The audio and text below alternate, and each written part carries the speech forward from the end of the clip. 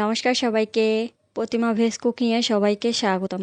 আজ আমি তোমাদের সাথে ভাইরাল শোলা কচুর ভাজা রেসিপি শেয়ার করব। এখানে আমি শোলা কচুগুলো ছিলে মাঝখান থেকে একটা পিস করে কেটে নিয়েছি, আর কতটুকু মোটা আর পাতলা করে কেটে নিয়েছি সেটা এবার দেখালাম। এখানে একটা চপিং বোর্ড নিয়েছি। এবারে চপিং বোর্ডের ওপর এই শোলা কচুটা কেটে নেব। এই শোলা কচু কাটার জন্য দুইটা কাঠি লাগবে। দুইটা কাঠি আমি দুই পাশে দিয়ে দিয়েছি, আর শোলা কচুটা মাঝ বরাবর রেখে এবার ছুরি দিয়ে সোজা করে কেটে নিতে হবে। আর অবশ্যই একটু চিকন চিকন করে কেটে নিতে হবে, এতে করে ভাজাগুলো খুব লম্বা লম্বা হবে। এই কাঠি দেওয়ার কারণে নিচের দিকে পুরোটা কেটে যাবে না, কাঠির যতটুকু অংশ আছে সেই অংশটুকু ভেজে থাকবে। এক পাশটা কাটা হয়ে গেছে, এবার ঘুরিয়ে একটু বাঁকা করে আবারও একইভাবে কেটে নিতে হবে। আমার কাছে এই পদ্ধতিটা বেশি সহজ মনে হয়েছে। তোমরা চাইলে তোমাদের পছন্দ মতো কেটে নিতে পারো।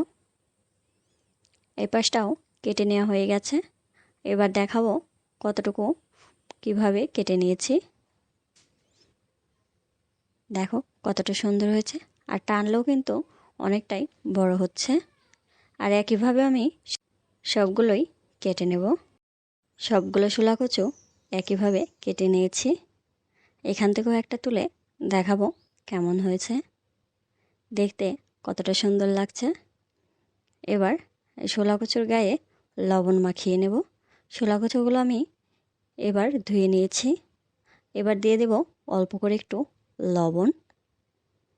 লবণ দেওয়া হয়ে গেছে। এবার শোলা কচুর গায়ে ভালো করে লবণটা মাখিয়ে নেব, এতে করে শোলা কচুর ভেতরে যে জলটা আছে সেই জলটা বের হয়ে যাবে। এবার এই বড়াগুলো ভাজার জন্য গোলাটা তৈরি করে নেব। প্রথমে দিয়ে দিচ্ছি চাউলের গুঁড়া। এখানে আমি 1.5 কাপ চাউলের গুঁড়া দিয়েছি, আর দিয়ে দিলাম হাফ কাপ পরিমাণে আটা। এবার দিয়ে দেব পরিমাণ মতো হলুদ গুঁড়া, আর দিয়ে দেব মরিচের গুঁড়া। এখানে ঝালটা তোমরা তোমাদের পছন্দ অনুযায়ী দেবে। এবার দিয়ে দিলাম অল্প করে একটু লবণ।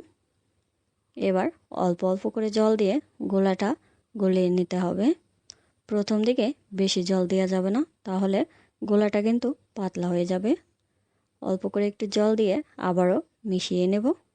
এই গোলাটা কিন্তু খুব বেশি পাতলাও করা যাবে না, আবার খুব বেশি ঘনও করা যাবে না। কতটা পরিমাণে ঘন আর পাতলা করেছি সেটা এবার দেখালাম। এবার বড়াগুলো ভেজে নেব। চুলায় প্যান বসিয়ে দিয়েছি, আর দিয়ে দিলাম সয়াবিন তেল। তেলটা আমি প্রথম দিকে গরম করে নিয়ে তারপর চুলার আঁচটা একদম লো করে দিয়েছি। এবার বড়াগুলো দিয়ে দেব। চাউলের গুঁড়ায় ডুবিয়ে ডুবিয়ে বড়াগুলো দিয়ে দিচ্ছি। আর এই বড়াটা দেওয়ার সময় 2 হাত দিয়ে দিলে বেশি ভালো হয়। এবার চুলার আঁচটা মিডিয়াম রেখে এই বড়াগুলো ভেজে নেব।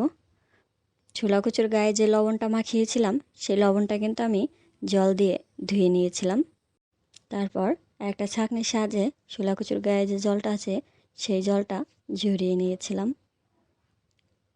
এবার উল্টে দেব। এক পাশটা হালকা একটু হয়েছে, এবার সবগুলো উল্টিয়ে দিলাম। এভাবে উল্টে পাল্টে ভেজে নিলেই ছোলা কচুর ভাইরাল ভাজা রেসিপি হয়ে যাবে। এই ছোলা কচুর বড়াটা খেতে কিন্তু খুবই মজা। আশা করি তোমরাও একবার বানিয়ে খেয়ে দেখবে, আর কেমন লাগলো সেটাও কিন্তু কমেন্ট করে জানাবে।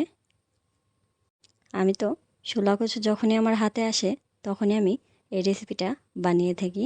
আমার কাছে খুবই দারুণ লাগে। নাড়তে হবে আর খেয়াল রাখতে হবে পুড়ে যেন না যায়। একটা একটু ভাজা হয়ে গেছে, সেটা আমি তুলে নেব। লাল লাল করে ভেজে নিয়েছে, এবার একটা প্লেটে নামিয়ে নিলাম। আর একইভাবেও বাদবাকিগুলোও ভেজে তুলে নেব। আজকের এই রেসিপিটা তোমাদের কেমন লাগলো অবশ্যই কমেন্ট করে জানাবে। সবাই ভালো থাকবে, সুস্থ থাকবে। নমস্কার।